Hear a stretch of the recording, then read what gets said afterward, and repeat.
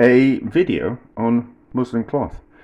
So it's a useful thing to have in the kitchen, although there is varying degrees of quality of it. So bought this, and it's falling to bits now through overuse, but it was described as cheesecloth. I think that's a little bit too see-through. Well, the holes are too big in it really to be drying bacon or passing sauces through, anything like that. But it was alright for a time, and I was desperate, so I bought that, and you just kind of like wrap it around bits of bacon a few times. This is kind of more of what you want. You want that. So you want it 100% cotton, and you want it breathable. So if you're curing anything like bacon, it will allow the air to get in and the moisture to escape.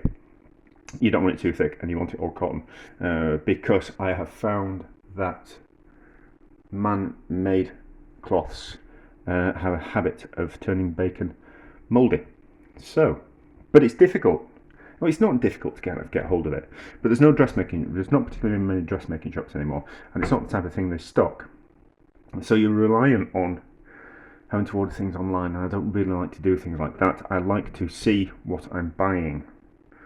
So, about 15 years ago, I bought these. I've got a few of them. They're all falling to bits now, and they've all been stained, and they're all pretty much not much use anymore. I'm just about to throw them away because slowly over time that happens.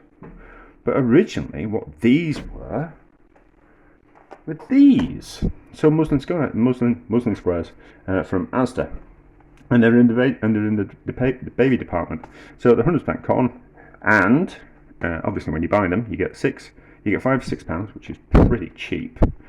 And when you buy them, what you do is you take them out of the packet and you wash them a couple of times just to get rid of any bits of lint on them, and then you are left with these nice muslin square cloths, which I actually made a whole not a Parma ham, but I cured a whole pork leg and turned it into a dry cured, like a Parma ham type of thing, Serrano ham type of thing.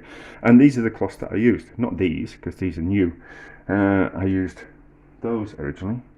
But anyway, so it's just a bit of a case of thinking outside the box. Now, obviously, it's got that on it.